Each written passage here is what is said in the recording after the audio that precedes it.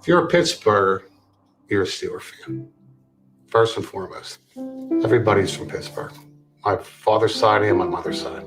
All Yinzers, yeah. And proud of it. The year after the Immaculate Reception, 1973, we got season tickets. And I've been going to games ever since. Patrick's my son. When he got to be 16 years old, the stipulation was, well, you can go, you have to drive. Okay, well, it was worth it. Pat's been gone with me 17 years, 18 years or whatever, which is a blast. We're 5 rows from the top. Just out of habit, he sat on the left, I sat on the right. And to celebrate the good and go through the bad with your dad, you can't beat that. It's me and my lovely wife, Mara. Love my life. We got married in 85. She was a Yinzer too. She loved the Steelers. She laid out her terrible towel that was there ready to grab when necessary. She'd woo and scream and yell. And her last 3 years, she'd been in the hospital every 3 or 4 months or something. So she passed away last October 18th. I mean, I miss her tremendously, but the memories are there, and nobody can take that away from you. You'll always have those pictures. That's what you want. Bingo. Huh? I got a chance to. It was actually their anniversary of 2018. There was an episode that he had here a week later that he was diagnosed with cancer. Well, I went through the chemo and the radiation. So hopefully it doesn't come back. Last year, the end of last year was sort of just a blur. So I'm going to kind of start fresh with this season. I didn't go to the games this past season during the chemo. I just missed that being there. That's why I'm really bummed for this year, that you got to look out for the greater good. Could really use a few games with 60,000 plus together. But what else do you do than just adapt and make the best of it?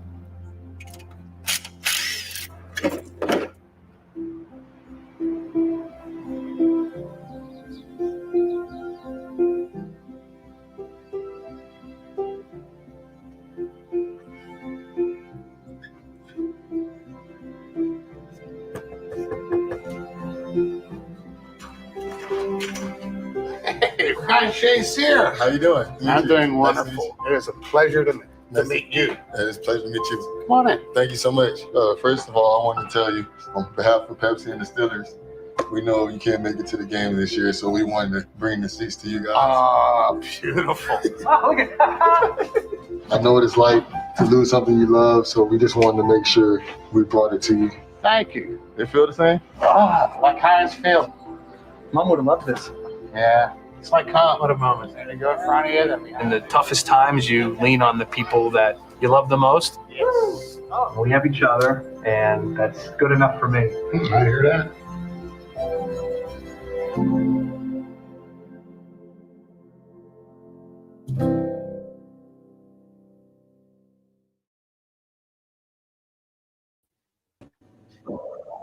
Yeah, Don, you're gonna have to take this one because Morning, Mark.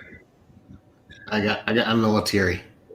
Well, I think it shows what the word sponsorship actually entails. The fact is, for Pepsi and the Steelers to get together and do something that actually means something that they can share, not only there but everywhere, is pretty amazing. So you can see the fact that that's what you can do. Pepsi's not afraid. They go do something. They change a person's life, or not change, enrich a person's engagement. And then you look at it and go, you know what? How many people are going to see that? How many Steeler fans are going to see that? So when you sit back and go, brands sit back and go, we can't do anything. I'm not sure what we can do. Well, think, act. Don't be afraid. Do something useful. That's why you get a paycheck every week. The fact is, you should be out doing and engaging people like we preach and rant about constantly, rather than sitting back and going, we can't do anything because of COVID. I don't know what to do. So anyway, kudos to Pepsi, kudos to the Steelers, kudos to the NFL coming back.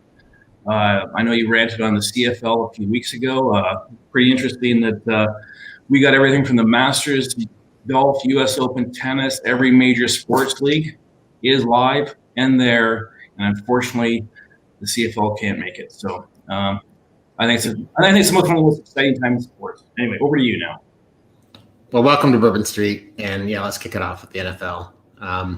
Let's go back to that spot for a second. I may need you to cover for me because if you look over my shoulder here, my dog wants in. Oh, look right next to my Steelers helmet. So I'm going to go let Prince in. You keep talking about NFL football. I'll be right back. Oh, perfect. We're pros as always. Anyway, NFL is back. The excitement for that in Canada, U.S. is overwhelming, as is NHL and NBA being there, as is golf, as is tennis, as is anything live. The same thing's going to happen with music, events, theater, anything that's live that can engage people is great. And all I can say is from Bourbon Street, from NFL Kickoff, brands, properties, get off your ass and add some value to people's lives, and you will be richly rewarded.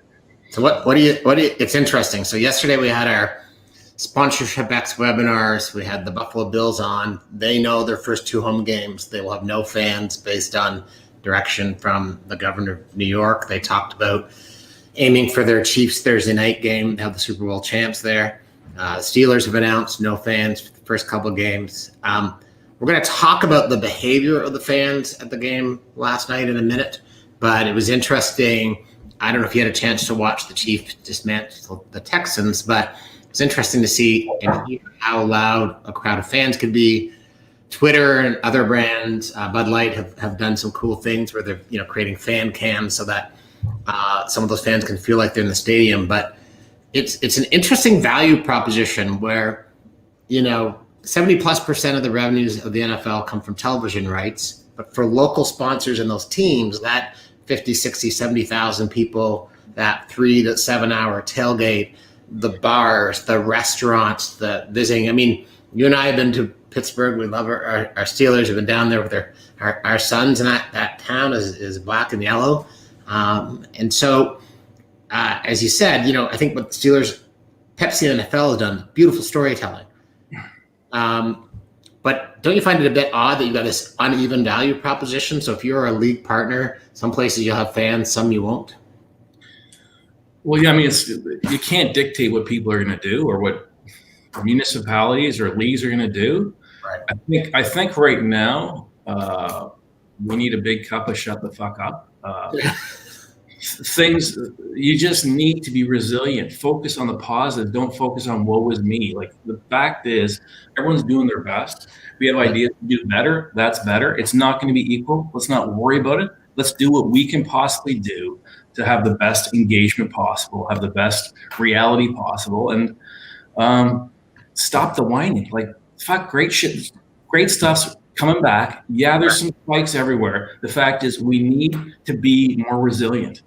The fact is, this is a test of our resilience and our patience. And I'm as frustrated as anyone. Some days are better than others. At the end of the day, that cup I just talked about, I think we all need to take one and focus on being constructive and positive. So yeah, there's inequality. Yeah, they had 22% at Casey. Who gives a shit? Like, the fact that they're doing something. I was just okay. So I'm gonna drink out of a different cup right now. I'm gonna drink out of my rant cup. I'm standing today for Bourbon Street because I'm really pissed off.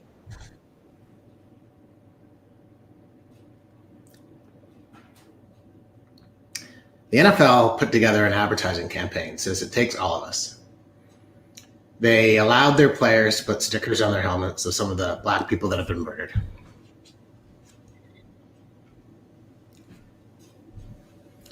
I mean, I don't know why I'm so upset at this because I'm not American, but prior to the game last night, the Kansas City Chiefs and the Houston Texans got together on the field. If you watch the game, the Texans stayed in the locker room. The Chiefs came out for the anthem. right. They got on the field. They locked arms as team, black, white, players, coaches, managers. The Jumbotron said, support Black Lives Matter. And the fans that were lucky enough to go to the fucking first home game of the Super Bowl champions booed. They booed. If you have any confusion why Donald Trump wants football back, because I love the NFL. You've heard me say this before. We have great partnerships with them. I'm not talking about the people who work at the NFL or in teams, but I'm going to tell you this unequivocally, that football is the last bastion of slavery. 70% of the players are black. Their bodies, their future, their bones, their minds have been exploited by rich owners forever. Only because competitive balance has caught up have black quarterbacks been given a shot. Because once you had a Warren Moon or Mike Vick or Russ Wilson, the other's like, yeah, we got to stop this. So now look at the league. Look at last night. And those 17 fucking thousand a-holes in Arrowhead Stadium for a team called the Chiefs. Racist name, racist rant, racist chant, booed. They basically told the players, we pay you to dance. We pay you to entertain us. You're our host niggers. Do what the fuck we want. Roger Goodell needs to stand up today and say, it is a privilege to go to an NFL game, not a right. You should, in the world of COVID, you should be considering yourself blessed. And if you can't behave, don't come. Why do you think Donald Trump wants football back? That's why. And the NFL needs to go a step further. Roger Goodell needs to get up today. That this weekend is going to be an absolute shit show of reaction. Go on Twitter. I'm sick and tired of this. This is not about the flag. This is not about the military. This is about hundreds of years of oppression that clearly you have a now growing minority or becoming minority in the United States of white people that are so panicked they would put a dictator in the White House who jokes about voting twice, who can only get people with his last name to come to his convention, who wants to create basically a dynasty. And the people who won the Super Bowl, the fans of the team that won the Super Bowl, decided to boo their own team and a worthy opponent.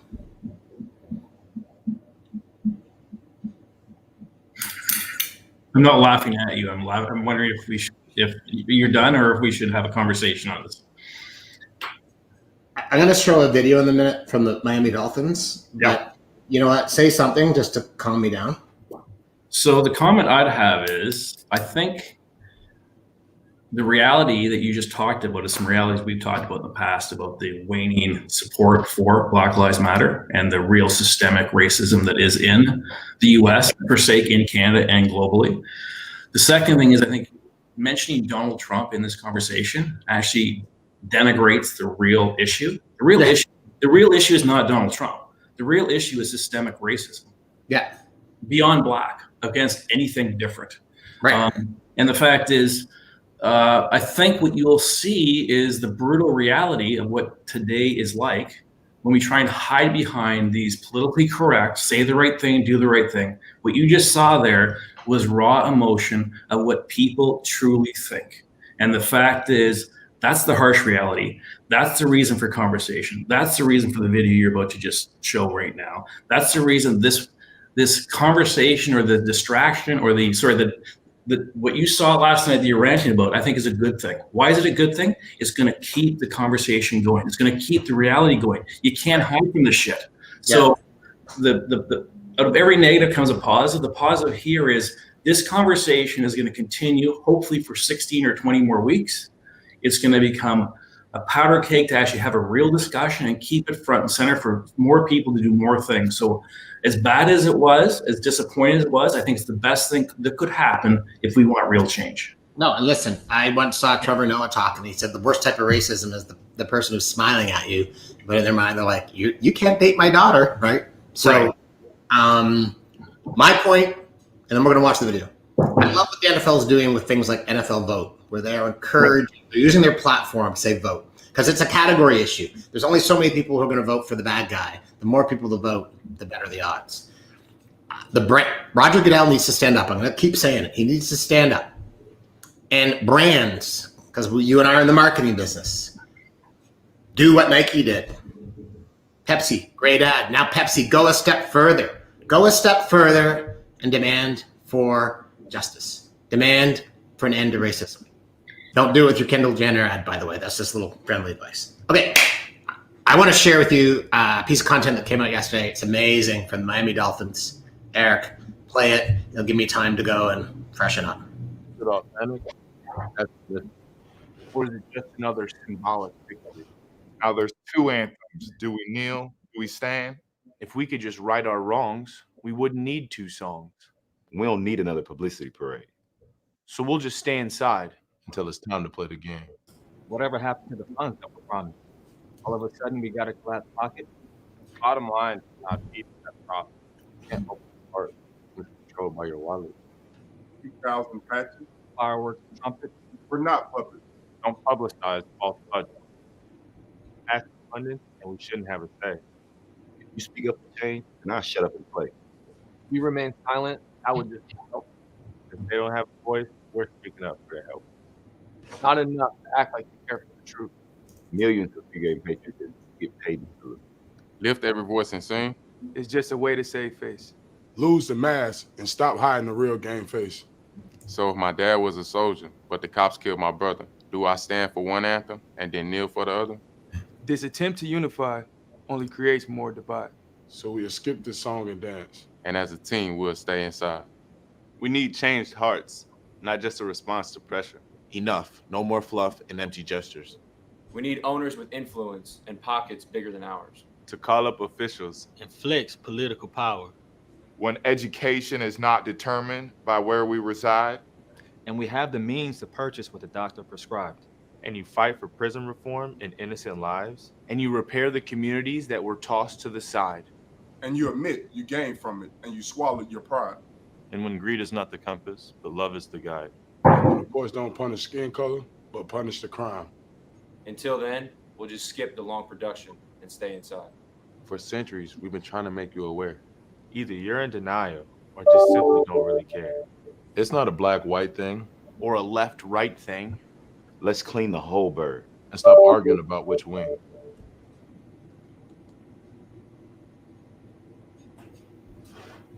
Before the media starts wondering and guessing, they just answered all your questions. We'll just stay inside. I love the finish by Brian Flores there. So go online. I know the sound was a bit rough at the beginning of that video. Don, let's talk about one of the biggest issues amongst Gen Z today.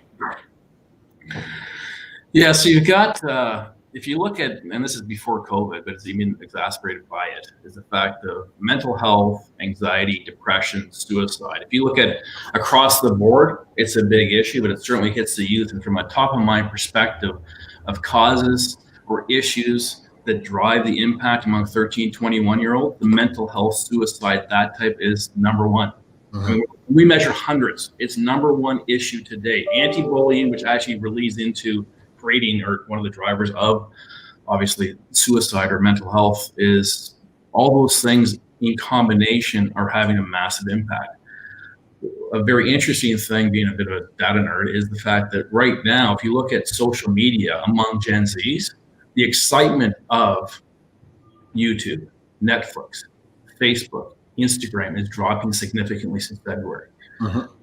So you look at it, they're getting sick of all digital. They're actually craving social contact, face-to-face interaction. You wonder why 65% of the cases in Ontario are under 40, because they are craving it. And it's a great divide between mental health or mental illness and the need for that social connection. So the day couldn't come at a better time. Love what they're doing about the Prevention Day, and the fact is, it's an issue in the forefront. I mean, it's go ahead. I was gonna say I have a relationship with CAMH. I sit on two of their committees, their marketing committee and on a fundraising cabinet for the new hospital. And admittedly, they're a client, and they with their marketing team led by Sarah Chamberlain and working with agency Camp Jefferson came out with a piece yesterday. And you know, for years, CAMH has talked about mental health as health. The harsh reality is it's only been the last couple of years that people have understood mental health. that if somebody comes in the office with a broken leg, everyone's accommodating them. Somebody comes in the office and they've got something going on. Personally, people either call them a wimp or whatever. But they've realized they actually have to deal with the most extreme end of mental health head on, and that is suicide. So they've launched a new campaign, Not Suicide, Not Today. Incredibly brave to come out, use those words. I think it's well worth our time just to have a quick look at this video because it moved me.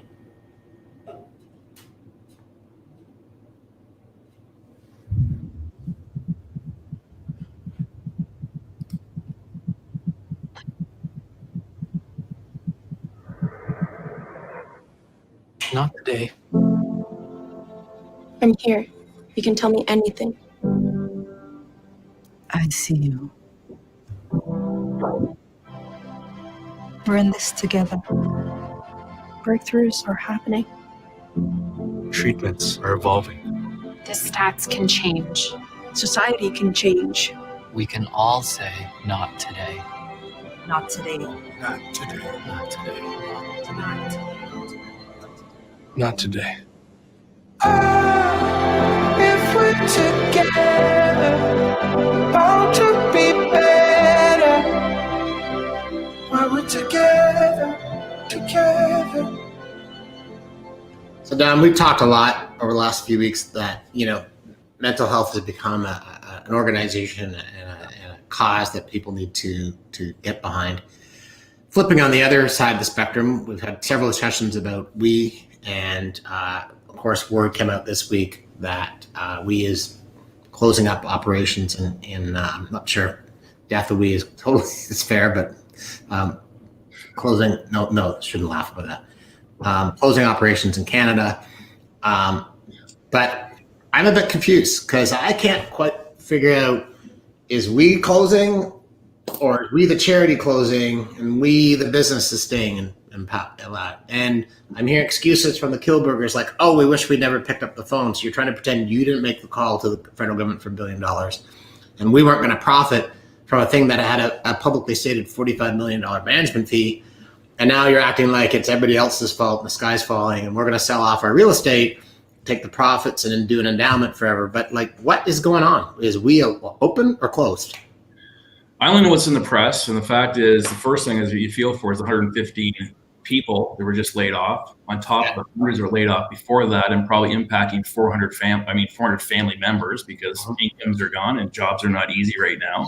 Yeah. Also the fact that the Meet a We charity, which is the for-profit side, appears to be still open, even though they closed the retail before. And I always wonder how you can take a charity when people think you're doing great things and then decide to use it and go for profit. Any other company in the world or any other person who started a Nike for charity, it's actually for profit, would be sued. The brand would sue them. For some reason, you're allowed to do that. The only rationale behind that is greed. And the good thing is I feel very bad for the families that are impacted, the people impacted, feel bad for the people that had partners that now don't probably have jobs. But the reality is there's lots of room for the other charities to come in, do great work, be transparent. So karma will catch up with you. The fact is sometimes it takes 15 years, sometimes it takes 15 seconds. Right. But I think we should stop talking about that topic and move on from the greed topic. Sure. So this has nothing to do with greed, but as you said in our prep note, so my book has launched, and I think your notes to me in our prep discussion was we needed to talk about the role of sponsorship, people's decision making, where it fits, Mark's massive ego, how to sell, solutions, partnerships. So shameless plug. Thank you to my friend and brother in arms, Dr. Norman Riley, who several years ago secured for me an opportunity to publish a book with Ohio University. Wrote the book, told it was great. Somebody didn't like it in the professorial world. The book landed on the shelf. I was about to self-publish. Norm found me a new publisher, World Scientific. They've been great. And I will just tell you this. If you're looking for a textbook, this is not it. This is a rant. And my rant is pretty simple. Why the heck do we live or exist in a business where we think gold, silver, bronze is the way to sell? Why do we think that 2 signs are better than 1 and automatically worth double the value? Why do we live in a business where every single sponsorship sales guy I've ever met and gal says, "Oh, we customize"? Fuck, I can get a garden shed customized. That's not unique. That's not compelling. That's not interesting. So it's a bit of a rant. And I think for me, there are some amazing experts out there who do sponsorship. It's data-driven, it's consumer-driven, it's results-driven, and they're the organizations that succeed. You look at them, if I name some, the ones I don't name will be mad. But then there's just a whole lot of people bringing the business down. So this is a rant, and I guess it's meant to be inspirational. Maybe I was a bit critical, maybe a little cranky. I am enjoying my first football hangover of the season. But really, the key message in the book is it's a people business. How does your organization and a whole lot of people on one side work a whole lot on the others? Don, over to you. Let me comment. I think it's more than a rant. I think first of all, congratulations. Thank you. I'm sure you were early in publishing. I know it's a difficult task. Yeah. I have read parts of it. I will do an excerpt from page 19, which I love, but it's more than a rant. The fact is, it goes through what I've read so far. It goes through, and I'm not kissing your ass here, the reality that sponsorship there's magic with sponsorship. In fact, sponsorship's a shitty word.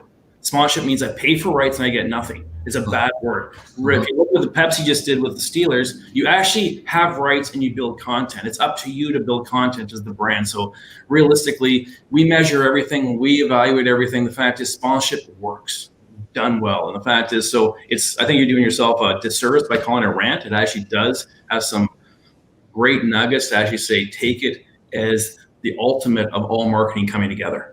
Right. Yeah. And the fact is, that's kind of my spiel, which is sponsorship should not be looked at in isolation. It's a business. It's a value proposition. And I should hire you as my press agent. I've got an interview this afternoon with CBC, actually. So I do have 30 seconds. It's worth this 19, page 19. First and foremost, sponsorship marketing is a people business. Early in my career, an older businessman, not someone who I particularly respect, to be candid, told me that it was not what you know in business, it's who you know. I can vividly remember how offended I was by that comment. My massive ego had told me that I would wow the business world with my skills and prowess, and that the old world connections and private school networks would mean nothing, especially when pitted against my enormous talent.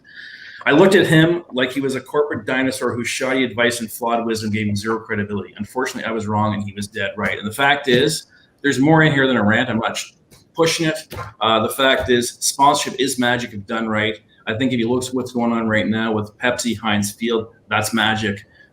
Bringing that, curating it, using it over and over again. There's a lot in there. I'll read the rest when I get a copy. Thanks for a great week. You'll get an autographed copy. See you next week, everybody. Cheers. Cheers.